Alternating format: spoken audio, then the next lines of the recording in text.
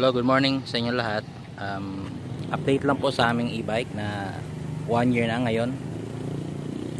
Ito si Johnson e-bike. Sa iba, ang pangalan niya Harmony.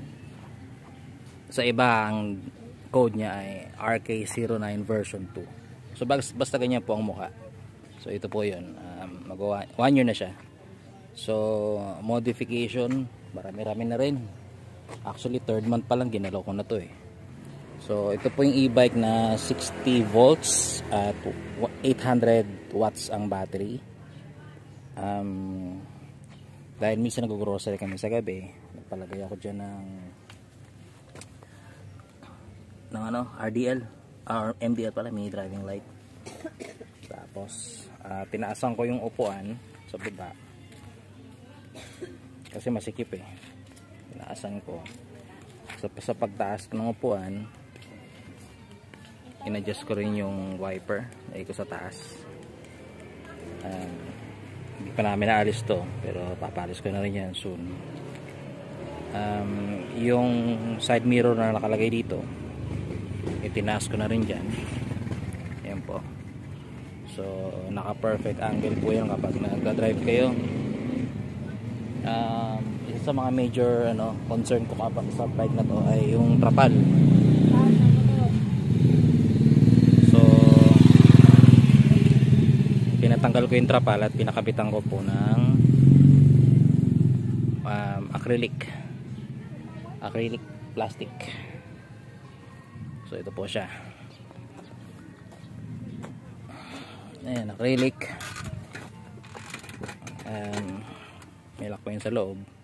Manual lang po yung lock nyan. And then may stainless pong hinge. Dahil pag nababasa, ayaw ang kinakalawang. Sa loob po, naglagay kami ng sapin para hindi diretsong mapunit or madumihan yung default na yung stock yung upuan. Ayan po, Johnson. Yung handbrake po niya, ganun pa rin po. Bala ko siya i-modify taas dito. Panel, tinanggal ko po yan dahil gusto ko siyang palitan.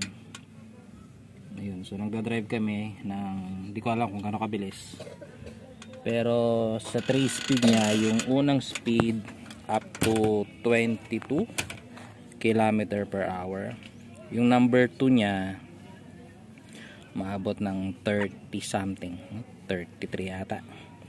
And then yung number 3, maabot ng top speed na 44.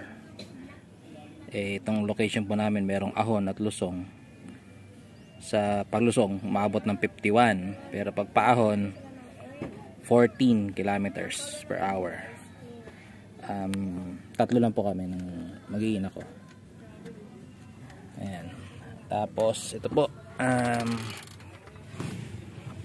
Ayan, pinlagyan ko po ng pinto na may stainless po ulit na hinge. And then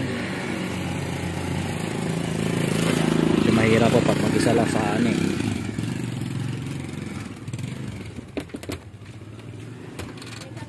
So yung issue po na ventilation, alam po namin yun yung karamihan po. Nakita ko po kasi may gawa ng ganito. At itong side na to at dito nila ay pinagpantay nila. So ang ginawa ko, binutas ko po yan. Wala po yan nakalagay na acrylic. Para sa viewing angle na to, ayan po, makikita nyo po, pag umaandar po yan, salon-salo po nila ang hangin mula sa baba hanggang taas. Same din po sa kabila. And then dahil dito po yung bata,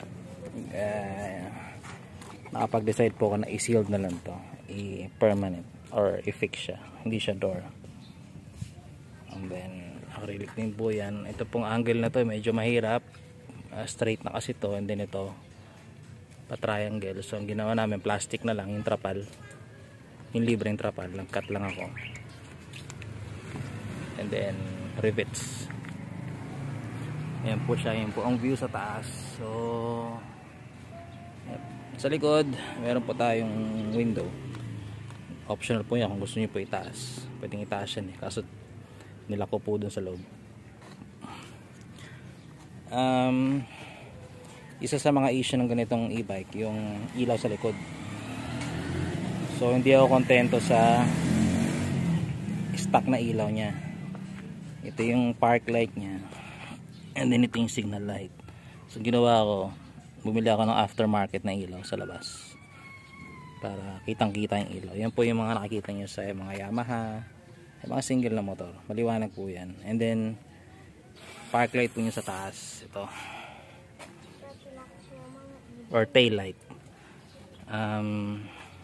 Pag nagpe-preno, nag-acting as brake light na lang po yan. Ngayon, naisip ko rin po lagyan ng suspension yan, kaya palitan ko na po ng shocks.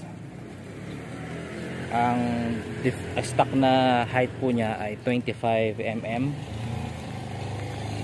Nag-add po ako ng 6 mm, so a total of 31 mm po yung nilagay kong shocks yan.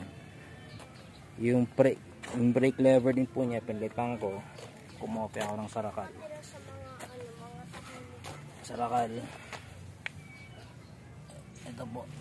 Ito po yun sinasabi ko, brake lever, kamukha na sa kabila.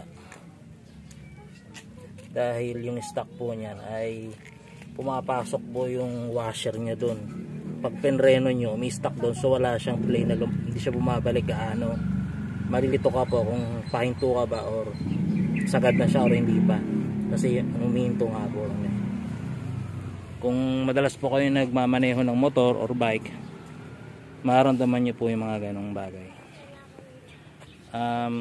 Yung preno po niya, yung pads, brake pads niya, pinaano ko na po, brake banding para tumagal. Medyo mahal na po ngayon sa amin po 150 per pad, so dalawa nag 600 na po yan, pero I doubt na maupod po yan agad. So sa mga nagbabalak po na bumili ng ganitong klaseng e-bike, as a user po na araw-araw po ginagamit sa eskwelahan, sa anak ko, paghatid sa kanya at sundo, na mayroong minimal na ahon, I suggest na kumuha po kayo ng ganito. Napakaganda po niyang investment in the sense na may savings. Kung kayo po yung nag-aalala sa mga pagtaas ng krudo, at investment na rin po kung sakaling gusto niyo pong ibenta, dahil ang laki po ng purpose niya. Sa pag-charge po ng battery, natutunan ko po na kapag katapos yung gamitin, halimbawa po ganyan, kakauwi nyo lang po, magbigay po kayo ng 30 minutes bago kayo mag-charge ulit, and then pag na full charge na po, maglaan kayo ng 30 minutes ulit bago nyo po ulit gamitin kung gagamitin nyo. Huwag nyo po siyang i-charge kung kayo po inaantok na at pag umulan, dahil baka makatulog kayo, or yung syempre po meron po yung kuryente, pag umuulan baka po may mag-short po sa saksakan nyo. Ayun, daragdag ko lang po na inisip nyo po na kung mainit po sa loob, sa driver's side, nagkabit po ako ng ganito.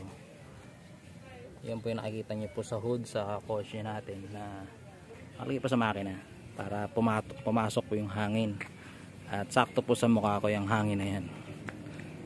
Ayun lamang po. Marami pong salamat sa panonood, and please continue to subscribe and like kung di pa kayo naka-like.